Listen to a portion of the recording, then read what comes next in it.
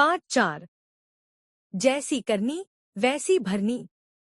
एक कहावत है, जैसा बोओगे वैसा काटोगे। एक समय की बात है, एक मधुमक्खी नदी के पानी में गिर गई तथा तेज लहरों के साथ बहने लगी। नदी के किनारे एक नीम का पेड़ था। उस पर एक चिड़िया रहती थी। उस चिड़िया ने बहती हुई मधुमक्खी को देखा। उसने तुरंत एक चौड़ी पत्ती तोड़ी और मधुमक्खी के पास गिरा दी। मधुमक्खी उस पत्ती पर चढ़ गई और थोड़ी देर में उड़ गई। मधुमक्खी ने मन ही मन उस चिड़िया को बहुत धन्यवाद दिया और अपने मन में सोचा, आज चिड़िया ने मेरे प्राण बचाए हैं, मैं भी कभी इसके काम आऊंगी। कुछ दिनों के बाद वह मधुमक्खी वन में उड़ रही थी। तभी उसने एक वृक्ष पर उसी चिड़िया को बैठे देखा। उसने पास ही खड़े एक शिकारी को भी देखा। वह शिकारी अपनी बंदूक से चिड़िया पर निशाना लगाने के लिए तैयार था, परंतु चिड़िया शिकारी की उपस्थिति से बेखबर थी, क्योंकि उसका ध्यान दूसरी ओर था। मधुमक्खी ने मन ही मन कहा, आज ही चिड़िया के उपकार को चुकाने का सही अवसर है। मधुमक्खी शिकारी की तरफ उड़कर गई। शिकारी अपनी बंदूक को चलाने ही वाला था कि मधुमक्खी ने उसके हाथ पर डंक मार दिया। मधुमक्खी के अचानक डंक मारने के कारण शिकारी के हाथ में बहुत तेज दर्द हुआ और उसका निशाना चूक गया।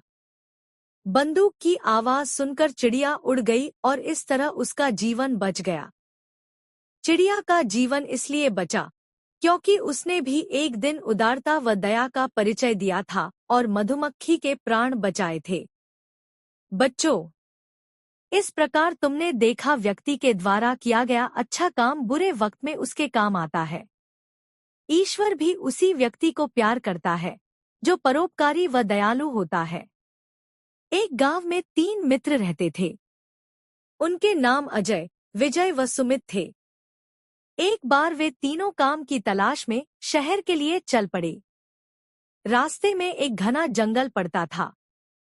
चलते चलते वे थक गए थे, इसलिए उन्हें जंगल में ही रुकना पड़ा। वहां उन्होंने एक थैला पड़ा हुआ देखा। उन्होंने उस थैले को उठा लिया। उन तीनों मित्रों ने उस थैले को खोलकर देखा तो उस थैले में बहुत से रुपए और जेवरात थे। तीनों मित्र बहुत खुश हुए। उन्होंने धन को बराबर बराबर बांट लेने का निश्चय किया। तीनों मित्र बहुत भूखे थे, इसलिए उनमें से अजय तो खाने का सामान लेने चला गया। उसने बाजार में भरपेट खाना खाया। खाना खाते खाते उसके मन में विचार आया, क्यों न मैं ही सारा धन ले लूं। यह सोचकर उसने भोजन में जहर मिला दिया। इधर जंगल में बैठे विजय और सुमित के मन में भी ऐसा ही विचार आया। उन्होंने सोचा, जब अजय आएगा तो हम उसे मार देंगे और स्वयं ही सारा धन बांट लेंगे। थोड़ी ही देर में अजय भोजन लेकर आ गया।